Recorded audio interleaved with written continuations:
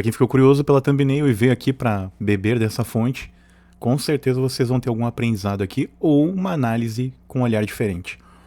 Vamos lá. Dessas 4 culturas, nós temos 2 delas bem ocidentais e outras nem tanto. Uma delas é bem oriental, como o próprio nome Japão já remete a vocês, mas tem uma outra aí que é no meio do caminho, que é no Velho Mundo, que é a Itália. Mas vamos lá. Vamos primeiro começar pela parte ocidental, que é a que nós conhecemos melhor. Acabei dando um soco aqui no meu microfone.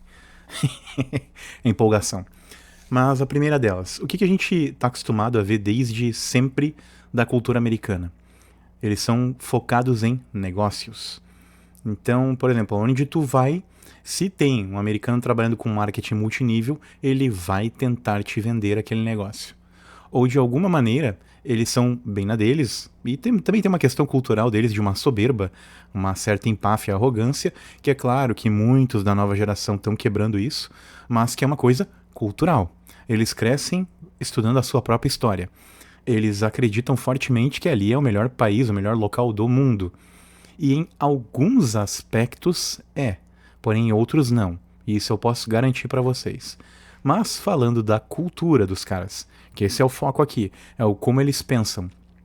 Eles pensam sobre si que, independente de onde eles estiverem, em qualquer lugar do mundo, qualquer pessoa quer ter algum tipo de network, business ou enfim, com americanos. Então eles o tempo inteiro, quando eles veem pessoas, eles, quando se promovem a conectar, pode ter certeza que eles estão interessados no que você pode proporcionar para eles. E aí é óbvio que num segundo momento, quando não é o interesse apenas no financeiro, aí sim é focado em entender a cultura, entender as pessoas. É claro que a gente não pode generalizar. Tem um monte de americano vindo pro Brasil hoje, fazendo conteúdo aqui, adorando o nosso país. Só que também a gente sabe que na contrapartida eles fazem isso porque eles sabem que eles não têm engajamento. Então logo é atrativo para eles gostarem do nosso povo, porque eles sabem que eles não têm engajamento. Mas é claro que tem ali pessoas que são apaixonadas sim pelo Brasil, pelo povo brasileiro e, enfim, pela nossa diversidade. É o como o brasileiro lida numa área cinza onde muita gente não opera. Aí agora, como nós vamos deixar o Brasil agora por último para falar a respeito, então vamos pular lá para o Velho Mundo.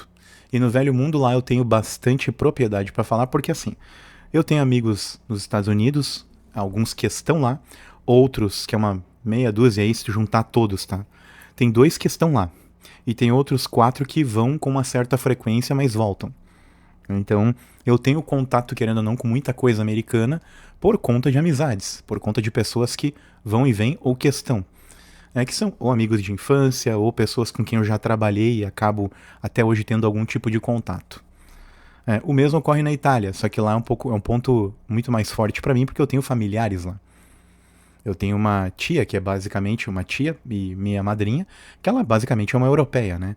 Ela tá com 70 e poucos anos agora, ela foi com 21 pra lá, então são 50 anos que ela vive lá. Então ela é muito mais italiana, é uma ítalo-brasileira com muito mais de Itália do que de Brasil, sem dúvida, né? Se for para analisar, é, é 2/3 da vida dela ela tá lá. Enfim.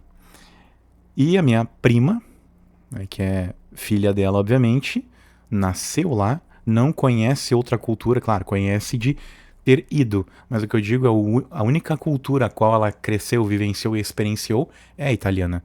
Ela tem um background brasileiro, por conta dos pais serem daqui, mas é óbvio que eles morando lá todo esse tempo, ela perdeu a possibilidade, vamos dizer assim, de ter um contato maior com a cultura brasileira. E aí o engraçado, nem os italianos a consideram italiana, a consideram brasileira, sendo que ela é nascida lá, fala italiano nativo tão bem quanto qualquer um outro nativo. E aí o estranho é que eles a chamam de brasileira e ela não tem sensação de pertencimento nenhum à cultura brasileira, vota pelo nosso país, inclusive sempre me pergunta em quem votar. E ela até fala, é muito estúpido isso dessa lei, de eu, por ser uma cidadã filha de brasileiro, ter que votar pelo Brasil, sendo que eu não entendo um cacete de Brasil. Ela não entende nada da nossa cultura. Então, até para traçar aí um paralelo, um parênteses a vocês aí, muito do que acontece nas nossas questões eleitorais aí por conta de... Ela fala, eu acho injusto quem mora fora e que não conhece mais nada de Brasil, não está aí vivendo o que vocês vivem, ter que votar para definir o presidente e quais são as diretrizes do país. Né? Ela falou, qual é a minha propriedade para falar de Brasil sendo que eu não vivo aí? Ela não paga nem imposto brasileiro, ela paga o imposto italiano lá, enfim. Tá? O que eu observo da cultura italiana? Eu pude ir pra lá em 2 ocasiões da minha vida. Uma eu era bem criança, então eu vivi lá mais tempo, que eu fiquei 2 meses e uns quebrados. Mas eu saí de lá falando italiano e tudo, mas acabou que naquela época, por ser muito novo, eu não tive como imergir na cultura. Mas eu tive a oportunidade de voltar lá em 2022 e óbvio que conversando muito com a minha prima, que é uma italiana, né, lá, e vendo a ótica dela como italiana e eu como a de um brasileiro e tentando entender ela, que entende muito bem, né, das coisas de Brasil, apesar de não viver a cultura, e aí eu tenho que traçar aqui para vocês um paralelo. Ela não vive a cultura, então ela não compreende a fundo. Porém, como ela fala com muitos brasileiros lá, porque afinal por uma questão de ligação com o trabalho, muitos brasileiros contam de Brasil. Então ela não está imersa na cultura, mas ela entende muito bem. Então ela traduz muito bem a sensação dela, que não é bem aceita pelos italianos, ao qual ela acha que pertence. E o pessoal tenta enquadrar ela como brasileira, sendo que aqui ela seria tratada como uma italiana. Então nela também tem um paradoxo, né? Mas ela comenta, cara, como que é qual a percepção do italiano quanto à vida? Então vamos lá. Eu já tracei um paralelo para vocês quanto americanos. Americanos, eles querem, independente de onde eles estão, eles querem ou levar alguma vantagem da pessoa, ou ela quer fechar algum negócio, ou ela quer articular alguma coisa de alguma maneira com que essa pessoa com que ela está articulando de alguma maneira compre dela. Então assim, o americano ele está focado sempre em vender, em fazer negócios, em ganhar alguma grana com aquela amizade. Claro que pode haver amizade só por amizade, mas o primordial para eles é network. Eles querem sempre fortalecer a sua rede de contatos para que eles consigam, em cima disso, ter alguma vantagem ou comercial, ou com um trabalho que vai conseguir, ou com alguma venda, ou algo desse tipo. O italiano ele é muito focado em trabalho para ter o meu momento de folga. Trabalho com o objetivo de folgar. Trabalho com o objetivo de ter férias. Trabalho com o objetivo de ter lazer. Então o italiano o tempo inteiro, e é por isso que quando a gente vai lá comprar deles, né, na loja deles, enfim, mesmo o garçom, cara, ele te trata com não é uma empáfia, mas ele te trata aqui como, ele não, no Brasil, o garçom, ele se coloca como um subserviente. Ele quer te entregar algo. Ele sabe que a condição dele é te servir. O italiano, cara, ele é engraçado, porque ele te serve dando a impressão de, cara, tô te fazendo um favor, tu tá vindo aqui no meu país comer das minhas coisas e tudo. Então, assim, anda logo que eu quero atender o próximo. E outra, eles não são simpáticos, sabe? Tá ali prestando atenção no teu pedido, ele anota e já quer virar as costas. E claro, mas isso eu falo também de locais turísticos, né? Quando tu vai para um restaurante, que eles chamam lá de cantina, aí quando tu vai para um local mais afastado do fervo, que tem aquela coisa mais familiar, que é o pai, a avó, o avô que cuida daquela cantina e tudo, então aí tu tem um tratamento diferente. Quando tu vai para um lugar que assim, eles te servem um pãozinho, uma focaccia, fazem aqueles pratos de entrada, aí não, o tratamento é um pouco diferente, tá? Eles te tratam de uma maneira mais amigável. Ainda mais quando tem um que fala bem italiano ali, daí feito, né? Aí, meus amigos brasileiros aqui, os meus familiares, tá, eles sorriem, são simpáticos, mas óbvio que eles vão falar mais com uma pessoa que é nativa, né? Mas o italiano, ele tem a cultura do eu vou trabalhar com o objetivo de folgar e me divertir. Eu não estou aqui para te servir. Eu estou aqui porque eu preciso que tu traga o teu dinheiro para manter as coisas em pé do meu país e para que eu tenha grana para na hora que eu descansar eu poder esquecer o meu telefone, esquecer meu trabalho, meu compromisso e eu viver pela minha família ou pela minha hora do descanso. Então assim, o italiano ele tá literalmente cagando para ti. O japonês também, tenho 2 amigos, um que ele vai para a China e para o Japão com muita frequência e um outro que morou um tempo lá e agora voltou e está aqui no Brasil. Tá? E aí, óbvio, ambos tiveram que aprender Pô, eu sei que o chinês fala mandarim. O japonês eu não vou lembrar agora não, a língua dos caras. Mas aí qual que é a perspectiva que eles me trouxeram com o tempo?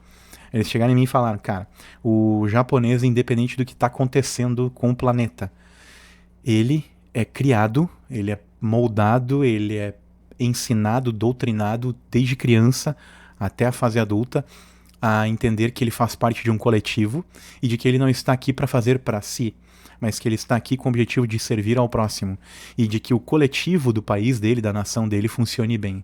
Então eles querem fazer parte de um todo, eles querem se sentir pertencentes do todo. Eles sabem que o que eles estão fazendo não é para si, e sim para o cara que está atravessando a rua, no sentido ali de vir do outro lado pro lado dele. E ele sabe, eu tenho que manter aqui limpo, eu tenho que manter aqui arrumado, organizado, porque outra pessoa vai atravessar a rua e vai precisar disso aqui inteiro.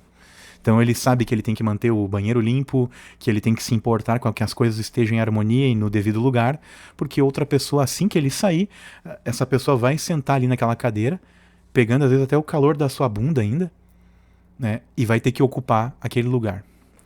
E por último, né, aí falando obviamente da cultura brasileira. A cultura brasileira ela está muito focada no...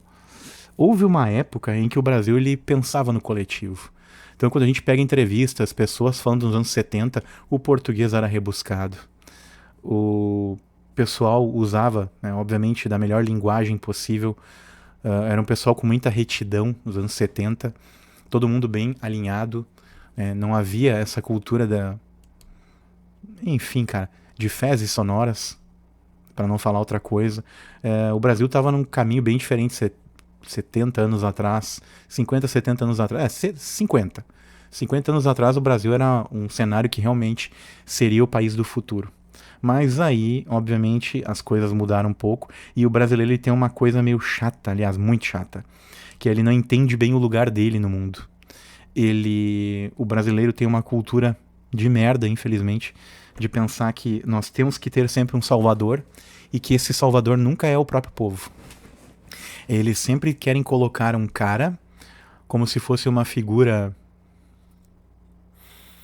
não sei se eu diria de endeusamento, ou uma figura num pedestal, num patamar, algo como uma estátua, algo como de uma polidez que a gente procura, né, com veemência, né? Então o brasileiro ele não acha que a força de si está na própria mão. Ele sempre quer transferir isso e encontrar alguém que no lugar da gente vá lá, sente na cadeira principal, comande as coisas e faça o país funcionar. Então o brasileiro ele não entende que quem provê riqueza não é o político e sim o próprio povo. Quem provê grana, quem provê fortunas, né? Quem provê esse país é o trabalhador, é o povo. O poder emana do povo. Mas o povo brasileiro não tem essa consciência. Aí, para variar, nós sempre achamos que nós somos vira-lata. Que o brasileiro ele não pode sair daqui e ir lá para outro lugar e conquistar. E aí, exemplo disso, gente, vamos lá. Eu vou dar exemplos muito toscos, mas é o melhor jeito para a gente conseguir traçar pequenos paralelos e enxergar isso que eu vou falar. O país que inventou o futebol foi a Inglaterra, né? No entanto, o país que aperfeiçoou, melhorou e ganhou quase tudo por um tempo, Brasil. Nós tínhamos uma figura chamada Pelé. E outros grandes nomes também, como Garrincha e assim vai, né? Que são pessoas que eu nem pude ver, nem pude assistir jogando. Depois nós tivemos um outro gênio da bola, chamado Ronaldinho Gaúcho, que não tem todos os feitos do Pelé, mas foi o cara que praticamente aperfeiçoou ou realizou coisas que o Pelé não conseguiu fazer. Dois gênios da bola. Aí nós tivemos um outro cara chamado Ayrton Senna, que antes dele teve Emerson Fittipaldi, que foi lá e colocou o ovo em pé. Nelson Piquet, uma figura que o Brasil tenta apagar, tenta esconder, mas que é outro baita piloto. E que, não sei se vocês sabem, há poucos anos atrás a gente perdeu o título de segundo maior país do mundo na Fórmula 1 para um país chamado Alemanha, quando Sebastian Vettel empilhou lá 4 títulos com a Red Bull. Se não, nós ainda seríamos o segundo país do mundo. Sabe qual é o primeiro? Inglaterra. Os ingleses inventaram o automobilismo, os brasileiros lá nos anos 80 foram lá e paparam tudo e era o segundo país nesse esporte. A gente só perdeu esse posto com o Vettel porque antes só quem havia ganho os 7 títulos era o Michael Schumacher. pasmem, nós ainda, com todo esse ato, sem ter pilotos lá com as chances devidas de ganhar, nós ainda somos o segundo, aliás, agora o terceiro país neste esporte. Então a gente ainda está no pódio de um esporte que é de elite, que tem seus 70 e poucos anos e que é disputado por 20 e poucas pessoas todo ano. Então é de extrema valia isso. Mas o brasileiro não enxerga. No vôlei, nós éramos um rolo compressor durante 20 anos. Nós ganhávamos tudo, tanto no feminino quanto no masculino. Creio eu fortemente que ainda é o esporte onde o Brasil é mais vencedor. Ou posso estar enganado, talvez seja o segundo, mas não deixa de ser o segundo esporte do país. Agora, tênis de mesa, com Calderano. E assim vai, tá? 87, vitória lá do Oscar e aquela seleção olímpica no basquete. Então, nós somos um país que realmente, com os devidos investimentos, né, e com a ausência de roubalheira, nós de fato seríamos uma potência mundial. Né, mas basta o brasileiro começar a enxergar isso de si. Então nós temos sim uma coisa muito boa na nossa cultura, que é somos um povo extremamente solidário comparado com outros. Então o que eu vejo do mundo no geral? O velho mundo está 80 anos à nossa frente em civilização. Porém, em moralidade espiritual, o Brasil está 200 anos à frente de qualquer outro lugar do mundo. O que eu costumo dizer para as pessoas, né, mais próximas, né, e agora compartilhando com vocês? O Brasil, ele tem uma das melhores coisas do mundo. A melhor coisa, o seu povo. A pior coisa, o seu povo também. Porque ele é descrente de si. Ele não vê potencial em si próprio. Ele prefere olhar para os Estados Unidos e ver, nossa, lá é incrível, lá é impecável. E eu digo para vocês, não é. É melhor do que aqui porque existe mais liberdade. O pessoal lá tem uma coisa que é um lastro chamado dólar. O pessoal lá não se baliza por política. O pessoal lá se baliza pelo... Tá, minha moeda tá como? Ah, com a minha moeda eu tenho que poder de compra ainda? Ah, tenho tal. Beleza. Eu consigo ir no mercado com o que eu ganho e comprar as coisas? Beleza. Eu consigo, querendo ou não, pagar por um plano de saúde? Consigo. Eu consigo com o tempo comprar uma casa ou morar bem de aluguel no local tal com o que eu ganho? Beleza, consigo. Então tá, então vida que segue. E ele tem aquele conforto, aquele comodismo de saber que ele vai andar pela rua e ele pode se sentir mais seguro. Não tem problema lá, não é feio, não é pecado ele ter um iPhone se ele quiser. Ele pode comprar um iPhone, tirar do bolso, olhar, ah tá, vou falar com fulano aqui agora, fulana, depois guarda e deu, não precisa ter a preocupação. Aqui não. Mas em compensação, é um povo mais frio, é um povo mais narcisista, é um povo mais nariz empinado. Claro que não são todos, tem muito americano legal, que inclusive está morando aqui no Brasil hoje em dia. Então não é uma coisa generalista ou generalizada. É algo que a gente vê pontual, mas existe. Na Itália, o que nós vemos? É um povo que vive para si. Eles são sim o povo mais racista do mundo, é o povo que é velado isso, tá? Mas eles não gostam de estrangeiros no país deles, porém eles aceitam, principalmente lá em Roma, porque com isso vem grana, né? Milão, Veneza. Então, assim, são lugares em que eles odeiam os turistas. Eles não gostam de receber turista. Só que eles sabem que, pô, minha economia funciona porque vem esses babacas aqui e compram da gente. E pronto, tá? Mas é claro que tem italiano legal. Tem italiano legal. Mas tem uma boa parcela que detesta qualquer cara que não fala a sua língua lá. O japonês não. O japonês, ele gosta do brasileiro, só que ele sabe que o brasileiro é sacana. Então eles sabem que nós temos coisas em comum, que se eu for tentar citar aqui eu vou levar 3 horas e aí vai estender o vídeo para um outro lado que não tem nada a ver. Mas lá o povo trabalha sabendo que trabalha para o coletivo, não trabalha para si. Eles trabalham, obviamente, pensando no seu dinheiro, óbvio, mas eles pensam sempre no todo. O todo tem que se manter em harmonia. E o brasileiro, ele pega todas essas coisas que eu falei, que são boas e ao mesmo tempo ruins, desses lugares, e ele vira numa latrina e prefere tripudiar em cima do próprio povo, rir, debochar de si mesmo. Tudo bem que a gente tem um bom humor e tudo, mas a gente tem aquela coisa também do, eu não posso ver o cara enriquecer, porque ou ele tá fazendo algum esqueminha, ou aquela velha história, aquela máxima do, eu quero ver o fulano bem, porém ele não pode estar melhor do que eu. A gente tem isso, a gente nasce com isso. Mas é justamente por causa dessa coisa do, uma caneta aqui custa R$1,50 do nosso dinheiro, que é um salário mínimo hoje deve ser o quê? R$1,600. Já lá fora, tu pagaria 5 centavos de dólar, sendo que daí tu ganharia, vamos chutar aqui lá fora, $1.200. Então tu compara 5 centavos de dólar por uma caneta ou menos, com aqui 1,50 para 1.500, 1.600 reais que tu ganha. Olha a disparidade disso. Mesmo tu convertendo, né, mesmo tu fazendo a conversão, mas aí quando tu compara no salário mínimo o percentual que vale uma caneta comparado com o salário mínimo, comparando com o que vale em percentual em 5 centavos de dólar comparado com o salário dólar, o salário que se ganha em dólar, a gente vê que a gente está sempre em desvantagem. Então, por isso que o brasileiro ele tende a, quando vê alguém bem, ele ou tá fazendo esquema, não, ou não merece, ou puta, por que esse filho da mãe tá ganhando e não eu? E a gente tem dificuldade em pensar em empreendedorismo no Brasil. Até porque é o seguinte, né? O que é vendido pra gente, com exatamente isso que eu acabei de falar, se o cara tá vencendo na vida é porque tem rolo. Ou seja, o empresário, todo empresário é vilão, e eu conheço muito empresário que às vezes ele ganha menos do que o cara que ganha menos na folha dele. Já vivi isso. Em 2011 eu trabalhei numa empresa onde o cara pagou todo mundo da empresa e ele não tinha dinheiro para pagar o aluguel dele.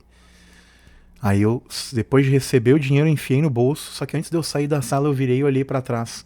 O cara havia nos pago e ele tava com as duas mãos assim, ó, no rosto. E com os cotovelos encostados na mesa.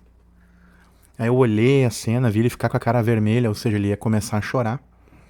Aí eu voltei ali, botei a mão no ombro do cara, e aí falei, cara, o que tá pegando? Daí ele, não, nada, não tem nada a ver com isso aqui e tal, não sei o que. Deu, não. Falei pra ele, cara, vamos lá. Aí eu puxei uma cadeira, que já tinha passado do horário, né? Aí o pessoal batendo cartão, indo embora, era uma empresa pequena, eu era o quarto funcionário da empresa, quinto, minha ficha lá. Só que daí eu fiquei, porque daí eu pensei, não, tem alguma coisa aqui, cara.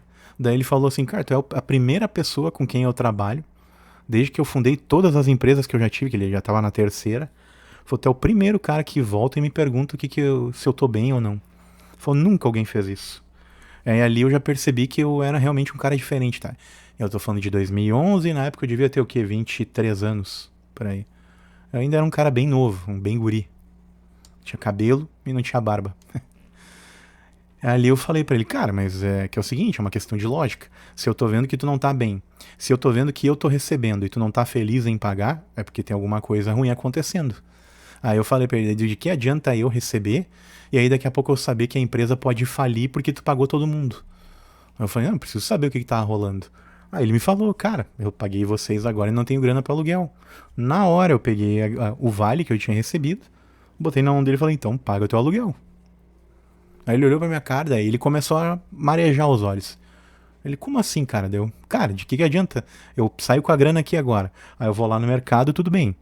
Eu sei que em teoria, eu tô contando que no pagamento eu vou receber de novo e no vale de novo. Ok? Mas, e de que adianta eu pegar essa grana, sabendo que daqui a pouco tu não paga o aluguel, tu começa a criar um problema pra ti, uma bola de neve maior, tu não vai conseguir fluir bem no teu trabalho aqui, a empresa vai começar a declinar mais e mais, e aí eu na contrapartida daqui a pouco eu perco o emprego. Daí eu falei pra ele, então não faz sentido. É melhor que tu te alinhe, faça as coisas que tem que fazer, quando tu puder, na semana seguinte ou depois, tu me paga, se der, e aí eu sigo minha vida, tu segue a tua e a gente mantém a empresa em pé. Foi o que eu falei pro cara. Cara, dali pra frente o tratamento dele mudou completamente comigo, tanto que daí um dia, quando eu tive que pedir pra sair, uns meses depois, os caras da empresa falaram, eu tenho certeza que o fulano fechou a empresa quando o cara lá, o nosso parceiro, resolveu sair.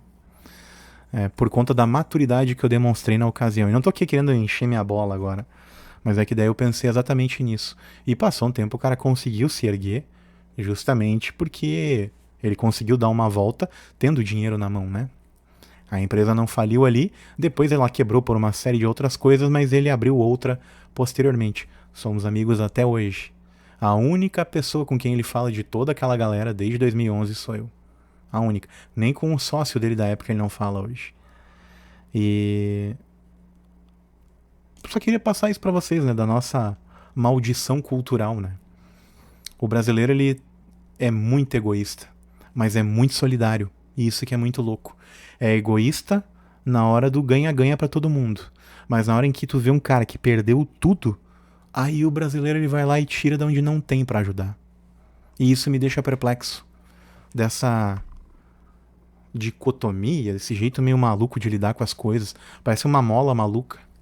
Gostaria muito que você desse um apoio olhando os links na descrição desse vídeo e procurando algumas informações, tanto de cursos e também, obviamente, o Pix para contribuir para este canal, para que o projeto se perpetue. Também fique com os outros vídeos que estão disponíveis para vocês agora.